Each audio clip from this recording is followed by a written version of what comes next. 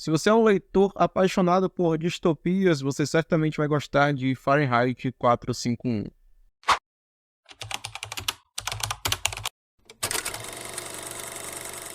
O livro Fahrenheit 451 é escrito por Ray Bradbury. É um dos clássicos da literatura e das distopias. Muita gente coloca ele num tripé, né? A tríade das distopias clássicas, que seria Fahrenheit 51, Admirável Mundo Novo, do Aldous Huxley, e 1984, do George Orwell.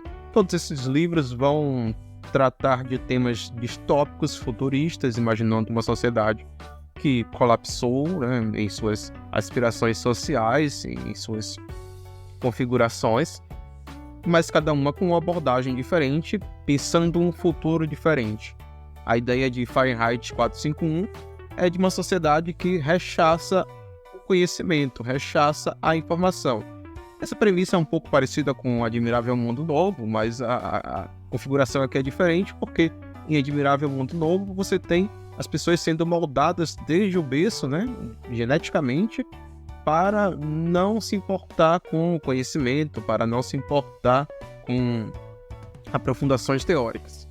Em Fahrenheit 451 não existe nenhum tipo de configuração genética, de alteração biológica nas pessoas, mas as pessoas, pela própria condição humana de querer se afastar do sofrimento e de perder tempo pensando em coisas muito complexas, acabam optando por se distanciar cada vez mais desse mundo teórico. E aqui fica muito claro que essa proposta partiu da própria sociedade, então não é como em 1984 que você tem um grande líder que vai impor a censura às pessoas, que vai destruir o conhecimento humano, que vai proibir as pessoas de terem acesso ao conhecimento, não.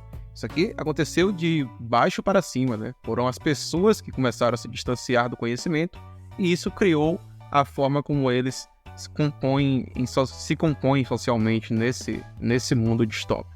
E aí a gente tem toda uma gradação, né, de se apartar do conhecimento, que começou trocando os livros pelos filmes, por exemplo, né? Algo que é muito comum no nosso tempo, então não é nada absurdo a gente pensar nisso. As pessoas começaram a ver que os livros poderiam ser adaptados ao cinema e pensaram, por que eu vou perder 10 horas lendo um livro se eu posso ver todo o conteúdo do livro em 2 horas numa tela, né? É muito mais prático, é muito mais fácil e economiza tempo, e eu não preciso ficar me desgastando, gastando energia para tentar entender aquele conteúdo complexo da leitura.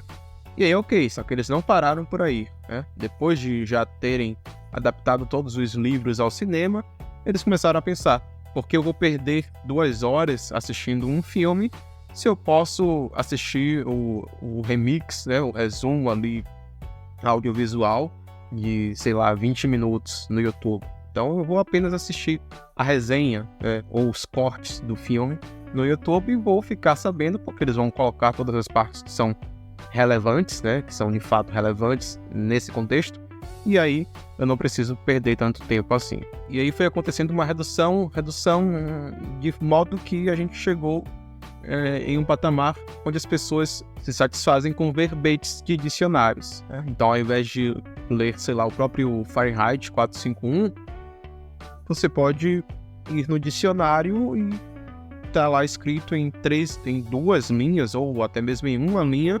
Fahrenheit 51 é uma distopia que trata sobre um mundo onde as pessoas desejaram se afastar do conhecimento e terem uma vida mais de satisfação. E é isso, você está satisfeito, né? Você não precisa mais se embrenhar no conteúdo. Você sabe do que se trata e isso para você é suficiente. Então a sociedade deste mundo distópico foi se configurando para esse afastamento da literatura, principalmente, né, das fontes de conhecimento. E ela, por fazer isso, começou a impor coletivamente esse comportamento. Então as pessoas não podiam mais ter acesso aos livros, porque se algumas pessoas dissidentes começam a querer voltar a esse comportamento, eles quebram aquele padrão de satisfação, aquele padrão de alienação que eles tinham construído tão arduamente. E aí é daí que veio o nome, né? Fahrenheit 451, que é a temperatura. Fahrenheit é a medida de temperatura dos Estados Unidos, ao invés de Celsius.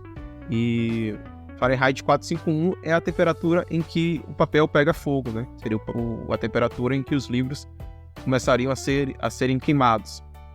Isso porque, nesse mundo distópico, os livros passaram a ser queimados sempre que são encontrados. E aí os bombeiros, né, eles têm uma atuação contrária à da nossa noção atual. Ao invés de apagar chamas, eles agora são designados para colocar chama nos livros. Então, sempre que a pessoa encontra um livro ou observa que o vizinho tem livros escondidos em casa, ele faz uma denúncia, os bombeiros vão lá, tiram a pessoa da casa e colocam fogo em toda a casa para destruir. Essa pessoa é presa, é processada. Só que um desses bombeiros, né, o Montag, ele começa a pensar que tem uma coisa errada. E isso acontece depois que ele tem uma conversa com uma garota, né, uma vizinha dele, e essa garota é uma questionadora. Ela pergunta o porquê das coisas, ela se incomoda com as pessoas agirem tão passivamente perante a vida, com as pessoas não quererem correr atrás de informação. E ela, acompanhando esse bombeiro, ela vai questionando e vai plantando uma semente dele, uma semente do questionamento que já estava escondida ali, só precisava ser achada. E depois disso acontece uma série de coisas, não vou dar muitos spoilers aqui, mas ele fica indignado com o que acontece com a garota, isso incentiva a correr atrás de respostas, a lutar contra esse sistema, e aí acontece toda uma série de eventos que vão desencadear uma espécie de rebelião ou um negócio que vai colocar tudo em xeque, né? E a forma como o livro termina dá a entender que é um livro de esperança, sobretudo, né? Porque nós temos um cenário muito difícil, um cenário muito distópico, muito de uma rebelião muito fragilizada, né? De uma resistência que tem muito pouco espaço, que não tem muita capacidade de ação, mas que está construindo algo, e que esse algo pode significar, talvez, a volta aos tempos dourados, aos tempos onde a liberdade imperava. Então acho que é um livro que vale muito a leitura, né? Você vai, com certeza, ter várias reflexões que vão poder compor a nossa noção de sociedade atual, para onde nós estamos caminhando, com a nossa forma de ação. Isso tem muito a ver também com as redes sociais, com as mídias sociais, com o conteúdo das mídias sendo cada vez menor, né? Tendo que prender a atenção, e as pessoas não querem mais consumir vídeos de 10, 15 minutos, apenas vídeos de 1 minuto, do Shorts, do TikTok. Tudo isso tem a ver com o que é tratado aqui no livro e com a forma como nós estamos performando e caminhando, sei lá para onde. Então é isso, fica aqui a minha indicação, né, um pequeno resumo do que é a leitura e insights. Espero que vocês gostem, né, e a gente se vê então no próximo vídeo. Não esqueçam de deixar curtir, comentários e, se possível, compartilhar. E até mais.